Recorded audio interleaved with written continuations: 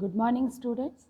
આપણે યુનિટ 6માં ગયા વખતે અહીં સુધી જોયું કે સ્ટેશન પર નાયક એક યુવતીને મળે છે અને એ યુવતી તરફ એ એટલા આકર્ષિત થાય છે કે તેમને એમ થાય છે કે એની સાથે વાત કરે અને ત્યાં રોકાઈ જાય, પરંતુ એ શક્ય બનતું નથી અને એમની ટ્રેનના જવાના ટાઈમે એ પાછા ટ્રેન પર પહોંચી જાય છે.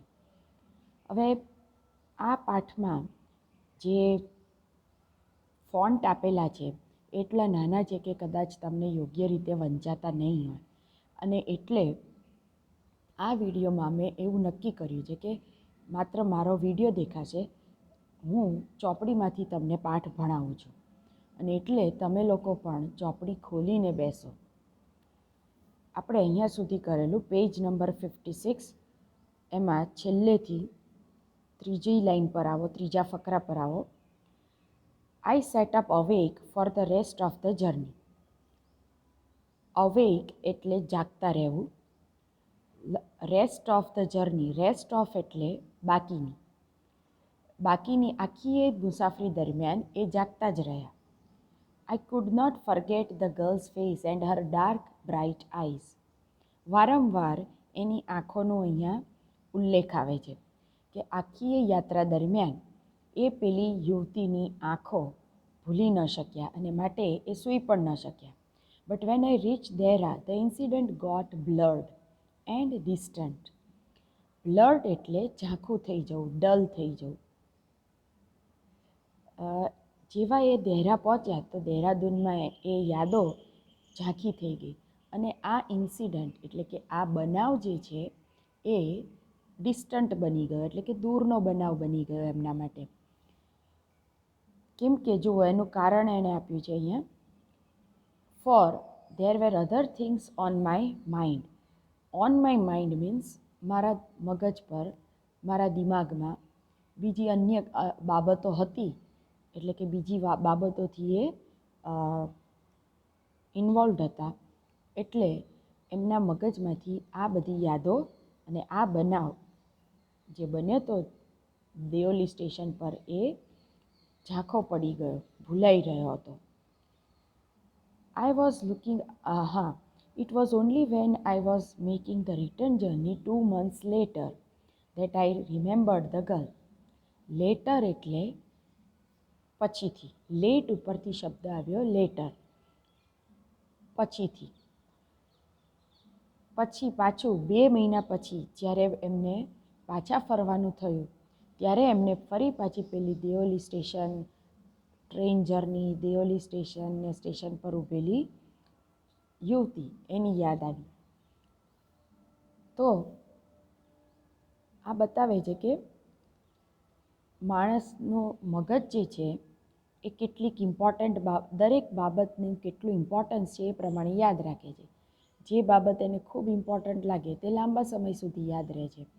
જે બાબત એને ઓછી ઇમ્પોર્ટન્ટ લાગે એ તરત થોડા વખતમાં ભૂલાઈ જાય છે. I was looking out for her as the train ડ્રીવ into the station. ડ્રીવ into means સ્ટેશનમાં દાખલ થઈ ત્યારથી જ એ ટ્રેન જ્યારે દાખલ થઈ સ્ટેશનમાં ત્યારથી જ એ પેલી છોકરીને શોધવા લાગ્યા. And I felt an unexpected thrill. Thrill એટલે એક્સાઇટમેન્ટ, એક જાતની અલગ જ અસાધારણ ઉત્તેજના અનુભવવા લાગ્યા. I saw her walking up the platform. ફરી પાછી એ છોકરી વળતા 2 મહિના પછી એમને પ્લેટફોર્મ પર દેખાણી. I ran to the door and waved at her. Waved at એટલે હાથ હલાવીને અભિવાદન કરવું. તો એમણે એ છોકરી તરફ જોયું અને હાથ હલાવીને અભિવાદન કર્યું. When she saw me she smile. She was pleased that I remembered her. એ પણ ખુશ હતી કે મેં એને યાદ રાખી હતી. I was please that she remembered me. અને હું ખુશ હતો કેમ કે એણે મને યાદ રાખ્યો હતો. She did not start selling baskets. આ વખતે એણે બાસ્કેટ વેચવાનું શરૂ કર્યું નહીં. But came straight to the tea stall. સીધી ટી સ્ટોલ સુધી પહોંચી. Her dark eyes were suddenly filled with light. એની જે ડાર્ક આઈઝ હતી એ અચાનક જ કોઈ અજબ જ પ્રકાશથી જાણે ભરાઈ ગઈ. We said nothing for some time but we spoke without words. જો ફિલ્મી સિચ્યુએશન જેવું જ અહીંયા બતાવ્યું છે. બંને જણ કશું પણ કહ્યા વગર થોડી વાર માટે ઊભા રહ્યા, પણ છતાં અને કશું બોલ્યા નહીં, છતાં બંને જણ વાતો તો કરી જ રહ્યા હતા. વિધાઉટ વર્ડ્સ, કોઈ પણ પ્રકારના શબ્દો વાપર્યા વગર એ લોકો બોલી રહ્યા હતા. અને આ એક અલગ જ પ્રકારની અનુભૂતિ હતી. આઈ felt the impulse two put Har on the train there and then. Impulse means એને એકદમ જ એક અદમ્ય ઈચ્છા થઈ ગઈ કે આ છોકરીને અત્યારે ને અત્યારે એ પોતાની સાથે ટ્રેનમાં બેસાડીને લઈ જાય. ધેર એન્ડ ધેન એટલે ત્યારે ને ત્યારે જ. એક સ્ટ્રોંગ અર્જ, સ્ટ્રોંગ ઇમ્પલ્સ એને લાગી કે આ છોકરીને અત્યારે ને અત્યારે એ સાથે લઈ જાય પોતાની. એટલે કે એ એટલી બધી એમને ગમી ગઈ હતી કે એનો સાથ એ ઈચ્છતા હતા, એને સાથે રાખવા ઈચ્છતા હતા. And take her away with me. Take away means સાથે લઈ જવી. I could not bear the thought of watching her vanish into the darkness of Deoli station. Bear means સહન કરવું. વેનિશ એટલે અદૃશ્ય થઈ જવું, ડિસઅપિયર થવું. I could not bear the thought એટલે કે એ છોકરીને ફરી પાછું દિયોલી સ્ટેશન પર અદૃશ્ય થતી જોવી એ વિચાર માત્ર એમને પસંદ નહોતો, સહન ન કરી શક્યા. બેર એટલે સહન કરવું, ટોલરેટ કરવું. એ વિચાર માત્રને સહન ન કરી શક્યા કે આ યુવતીને મારે અહીંથી હવે છોડીને જવાની છે. એટલે એને સાથે એટલી બધી લઈ જવાની ઈચ્છા થઈ. I took the baskets from her hand and put them on the ground. બાસ્કેટને ગ્રાઉન્ડ પર મૂકી દીધી. She put out her hand to take a basket. ત્યારબાદ એણે બાસ્કેટ ઉપાડવા માટે પોતાના હાથ લાંબા કર્યા. But I caught her hand and held it. આ વખતે નાયક થોડી વધુ હિંમત કરીને એ યુવતીનો હાથ પકડી લે છે અને પછી કહે છે, I have to go to Delhi, I said. She nodded. I do not have to go anywhere. નાયક એને કહે છે કે એ દિલ્હી જઈ રહ્યો છે અને જવું પડશે. ત્યારે પેલી યુવતી કહે છે કે એને ક્યાંય નથી જવાનું. The guard blew his whistle and I hated the guard for doing that. ગાર્ડે એ જ વખતે વિસલ વગાડી અને નાયકને એ વખતે ગાર્ડ ઉપર સૌથી વધુ ગુસ્સો આવ્યો. I will come again, I said. Will you be here. કે છે હવે મારે જવું પડશે. નેક્સ્ટ ટાઈમ હું આવીશ ત્યારે તું અહીંયા હઈશ. She nodded. I don't have to go anywhere. મારે ક્યાંય જવાનું હોતું નથી. She nodded again. The bell clanged and the train slid forward. Slid એટલે સરકવું, ફોરવર્ડ એટલે આગળ. બેલ વાગ્યો, ગાડી આગળ સરકવા લાગી. I had to pull my hand away from the girl and ran for the moving train. અને આ વખતે તો એ એટલા બધા લેટ પડ્યા ટ્રેન પકડવા માટે કે લગભગ એમને દોડવું પડ્યું. અને જો આ ફરજિયાત થતું ક્રિયા છે, એક્શન છે. નાયકની ઈચ્છા નથી આ છોકરીને છોડીને જવાની, પરંતુ જવું પડે છે અને માટે ફરજિયાત કરવી પડતી ક્રિયા માટે હેડ ટુ પુલ શબ્દ ક્રિયાપદ વપરાયું છે. હેડ ટુ પુલ મીન્સ એનો હાથ એમણે છોડાવવો પડ્યો. This time I did not forget her. અને આ વખતે તો એ યુવતી બિલકુલ એમનાથી ભૂલાઈ નહીં. She was with me for the rest of the journey. અને આખી એ યાત્રા દરમિયાન એ એમની સાથે એમની યાદોમાં રહી. For a long after. અને ત્યાર પછી પણ એ એમની યાદોમાં રહી. અને એની યાદોમાં ક્યાં સુધી રહી? All that year she was a bright living thing. આખું વર્ષ એમના વિચારોમાં આ યુવતી જાણે કે એક બ્રાઇટ લિવિંગ થિંગ હોય, એક જીવિત તેજસ્વી વ્યક્તિ હોય જે સતત ચમક્યા કરે, સતત એની ઝબકારા થાય, એની યાદોના ઝબકારા થયા કર્યા, મીન્સ કે એને ભૂલી ન શક્યા. And when the college term ended I packed in heist. In heist એટલે ઉતાવળથી, ખૂબ ઝડપથી. જેવું એમનું કોલેજ ટર્મ પતી એટલે તરત જ એમણે ઝડપથી સામાન પેક કર્યો. Left for Dehra earlier than usual.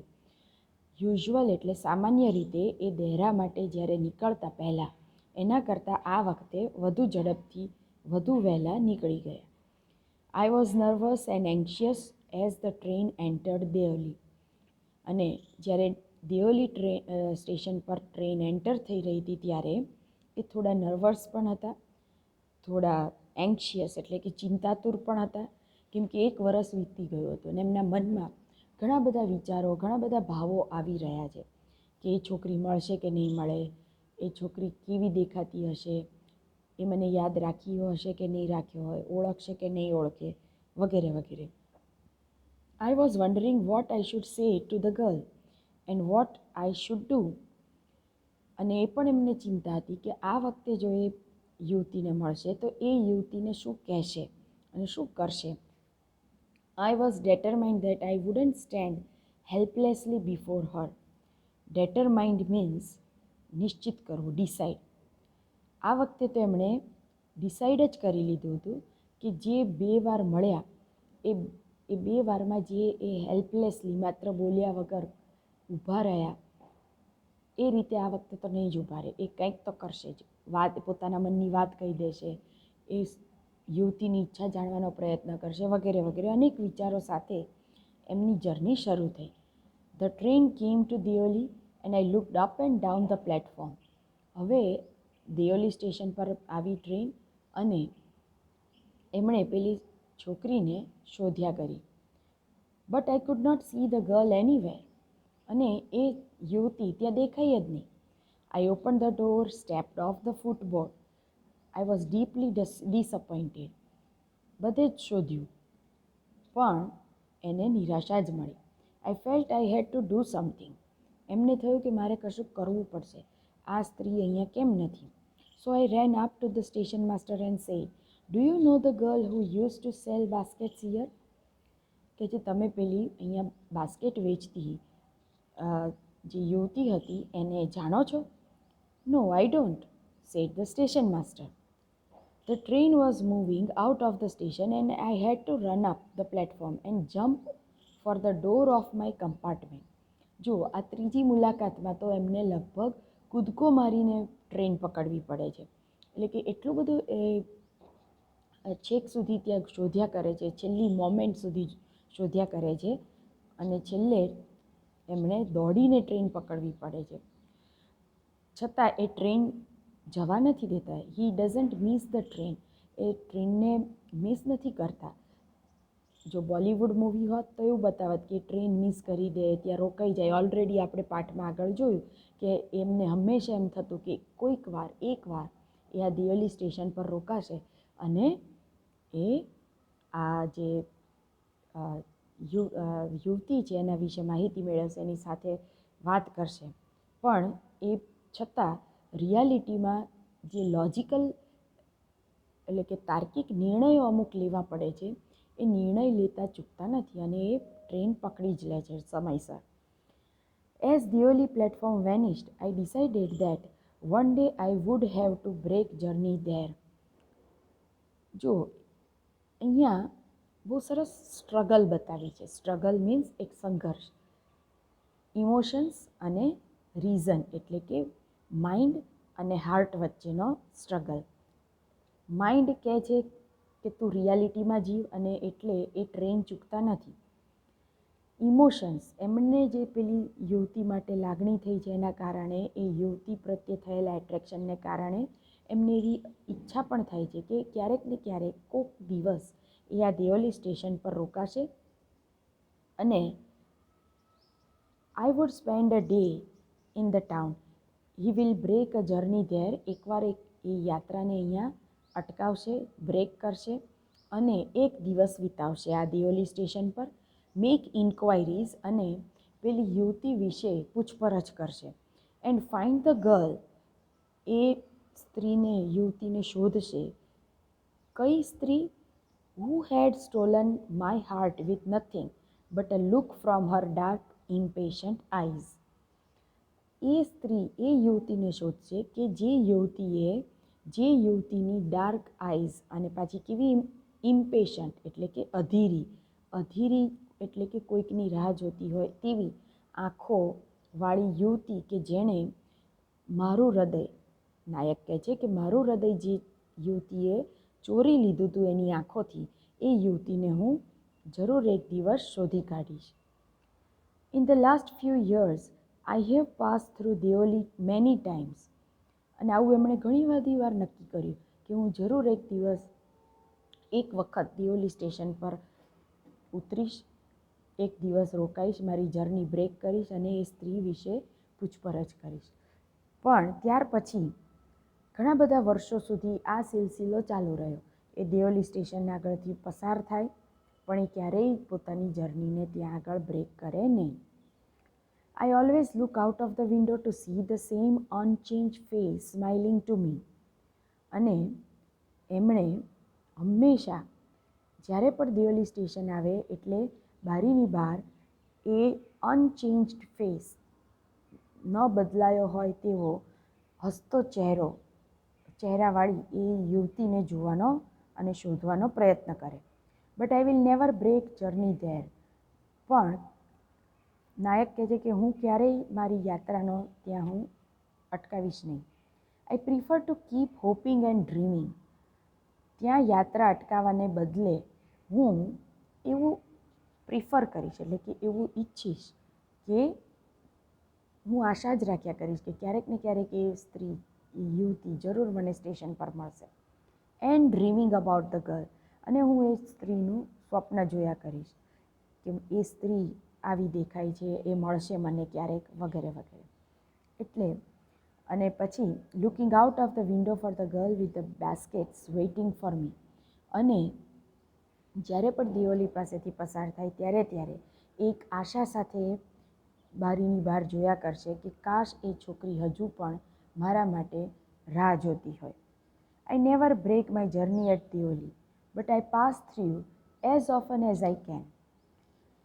જુઓ, એ ઘણી બધી વાર ત્યાંથી પસાર થાય છે પણ ક્યારેય જર્ની બ્રેક નથી કરતા. પણ એમનો પ્રયત્ન હંમેશા એવો હોય છે કે બને એટલી વાર આ દિયોલી સ્ટેશન આગળથી પસાર થવું અને એક આશા સાથે પસાર થવું કે એ યુવતી ચોક્કસ તેમને ક્યારેક ને ક્યારેક જોવા મળશે. અને બસ એમને ખાલી એ યુવતીને જોવી જ છે. હવે અહીંયા રસ્કિન બોન્ડે બહુ સરસ વાર્તાને અંત આપ્યો છે. જો કોઈ કોમન બોલિવૂડ મૂવી હોત તો એમાં ચોક્કસ એવું બતાવ્યું હોત કે નાયક જે છે એ છોકરીની શોધ માટે ત્યાં ઉતરી જાય છે, પૂછપરછ કરે છે, પછી શોધ કરે છે, કદાચ શોધી પણ કાઢે છે અને પછી બંને વચ્ચે પ્રેમ પાંગરે છે અને સાથે રહે છે અને વગેરે વગેરે. પણ અગાઉ મેં કહ્યું એમ, films are based on fantasy, not reality. Films હંમેશા કાલ્પનિક બાબતો પર આધારિત હોય છે. એ હકીકત, સચ્ચાઈથી બહુ દૂર હોય છે. અને એટલે પરંતુ આ વાર્તા છે, વાર્તામાં પૂરેપૂરી સચ્ચાઈ બતાવી છે. અને રિયલ લાઈફમાં પણ આવું જ થતું હોય છે. તમને કોઈ બાબત બહુ જ ગમી ગઈ હોય તો તમે એ બાબતને થોડો સમય સુધી યાદ રાખીને એનો એક આનંદ લો છો. It is a pleasant memory. તમારા માટે એક સારી યાદ તરીકે રહે છે અને તમે એમાંથી આનંદ પણ લો છો. પણ એ વસ્તુને ક્યાં અટકાવવી એ પણ આપણામાં એ આવડત હોવી જોઈએ. આપણું એ લોજિકલ રિઝનિંગ હોવું જોઈએ, તાર્કિક બુદ્ધિ આપણામાં હોવી જોઈએ કે રિયાલિટીમાં જે વસ્તુ શક્ય ન હોય એને અમુક સ્થાને, અમુક જગ્યા પર અટકાવી દેવી જોઈએ. અને એટલે ધાર્યું હોત તો આ પણ નાયક અને આ લેખકે બતાવી શક્યા હોત કે એક બાસ્કેટ વેચતી છોકરી માટે થઈને પોતાની યાત્રા અટકાવે છે, એને શોધે છે અને એની સાથે પરણે છે અને વગેરે વગેરે. પણ in real life you can never get along with an illiterate girl for a life time. રિયાલિટીમાં તમે જો ભણેલા ગણેલા શહેરના વ્યક્તિત્વ હોય તમારું શહેરી પ્રકારનું, અને તમે શહેરી હો, તો તમને એક ગામડાની રસ્ટિક એટલે કે ગામડાની ઇલિટરેટ એટલે કે અભણ વ્યક્તિ સાથે આખી જિંદગી રહી જ ન શકાય. તો બહુ સરસ અહીંયા રિયાલિટી બતાવી છે. સાથોસાથ હું તો એમ પણ કહું કે there is an element of mystery and suspense here. આ વાર્તામાં મિસ્ટ્રી એટલે કે રહસ્ય અને સસ્પેન્સ પણ છે. કેવી રીતે એ સમજાવું? યુ કેન અને આ ઓપન એન્ડેડ સ્ટોરી છે. ઓપન એન્ડેડ એટલે કેવી? જેનો એન્ડ એવો છે કે જે વ્યક્તિ વાંચે અને એનું ઇન્ટરપ્રિટેશન કરે, એને સમજવાની કોશિશ કરે, એ વ્યક્તિએ એનો એન્ડિંગ બદલાય. જેમ કે મારે જો આ વાર્તાનો એન્ડ જોવાનો હોય, એને સમજવાનો હોય, તો હું એ રીતે સમજું. ઘણા બધા આમાંથી અર્થ નીકળે છે, ઘણા બધા એન્ડ પોસિબલ છે. What happen to the girl? પહેલું તો એ જ આવે કે what happen to the girl? તો એનો જવાબ છે કે મે બી વર્ષની અંદર she got married, she went to some other village, એ પરણી ગઈ હશે અથવા તો બીજા ગામ જતી રહી હશે. એનાથી પણ વધારે આપણે જો નેગેટિવ થિંકિંગ કરીએ તો મે બી સમથિંગ હેપન ટુ હર. એની સાથે કંઈક એવું બન્યું હશે કે જેથી એ અહીંયા પ્લેટફોર્મ છોડીને જતી રહી હશે. એવું બને કે એવું પણ એક ઇમેજિનેશન કરી શકાય કે કદાચ એણે પોતાની બાસ્કેટ વેચવાની જગ્યા બદલી નાખી હોય, કદાચ જ્યારે એણે ટાઈમ બદલી નાખ્યો હોય, એ જ્યારે ઓથર નીકળ્યા, નેરેટર નાયક જ્યારે એ ત્યાંથી નીકળ્યા ત્યારે એ ત્યાં નહોતી. બાકી હોઈ શકે, એવું પણ બની શકે. વધુ ફાર ફેચ્ડ એટલે કે બહુ વધારે ઇમેજિનેશન કરો તો એમ પણ થઈ શકે કે maybe she is no more in the world. આ એ મૃત્યુ પામી છે, અહીંયા છે જ નહીં જગતમાં, એવું પણ બની શકે. અને એટલે કદાચ ઓથરને ન મળી. થર્ડ થિંગ, નેક્સ્ટ થિંગ, હજુ પણ એનાથી આગળ વિચારીએ તો maybe she was not there only, it was only visible to the author. કદાચ એ ત્યાં હતી જ નહીં. એ ખાલી નાયક જે છે એની ભ્રમણા હતી, એનું ઇલ્યુઝન હતું, એને જ દેખાતી હતી. આવું પણ લઈ શકાય. કેમ કે સાહિત્યમાં બહુ મજાની વાત છે કે તમે ધારો એ અર્થ લઈ શકો, અને સમટાઈમ્સ એ એવા પોઈન્ટ ઉપર વાર્તાને છોડી દે કે જ્યાંથી તમે બહુ ઇન્ટરેસ્ટિંગ વેમાં અલગ અલગ રીતે એ વાર્તાને સમજી શકો. જેમ કે એક મને તો અહીંયા એ પણ પોસિબિલિટી લાગે છે કે that girl was no longer there, she was not only there, ત્યાં હતી જ નહીં. It was just in the imagination of the hero. એ જે નાયક છે એના ઇમેજિનેશનમાં જ હતી અને એને દિયોલી સ્ટેશન પર દેખાય. હજુ પણ વધુ આપણે બીજો એક અર્થ લઈ શકીએ. મે બી શી વોઝ અ હેલ્યુસિનેશન, એક જાતનો સ્પિરિટ, એક આત્મા હતી એ જે માત્ર આને જ દેખાતી હતી. કદાચ પૂર્વજન્મના કોઈ લેણા દેણી હશે ને એ આત્મા દેખાઈ હશે એને. આવો પણ અર્થ લઈ શકીએ. કેમ કે અહીંયા એક બાબત તમે નોટિસ કરી, દિયોલી જેવું નાનું સ્ટેશન, એમાં માત્ર ગણી ગાંઠી થોડી ટ્રેન્સ આવતી હોય અને એ પ્લેટફોર્મ ઉપર પણ બહુ જ ઓછા લોકો આવતા હોય. અને સ્ટેશન માસ્ટરને એ જ ખબર નથી કે અહીંયા કોઈ બાસ્કેટ વેચતી છોકરી છે.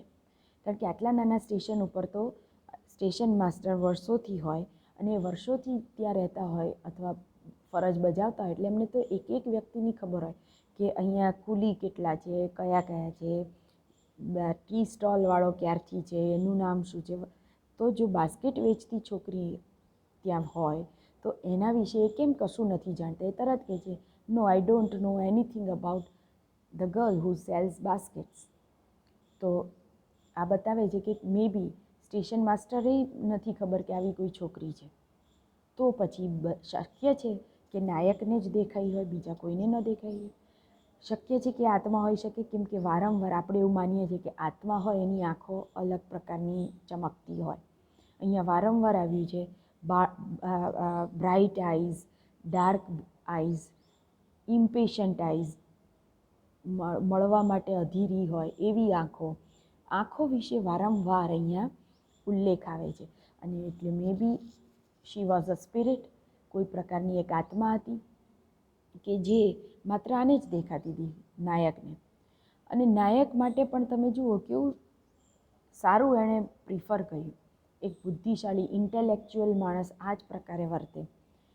એને સ્ત્રી ગમી, બધું બરાબર, પણ એ પણ એમ વિચારે છે કે જો એક દિવસ ત્યાં અટકશે દિયોલી સ્ટેશન પર અને એ સ્ત્રી વિશે, એ યુવતી વિશે જાણવાની કોશિશ કરશે, તો બની શકે કે એને નિરાશા મળે, એને જાણવા મળે કે એ સ્ત્રી હવે છે જ નહીં, કદાચ બહુ મોટો શોખ પણ મળે કે ગુજરી ગઈ છે, વગેરે વગેરે.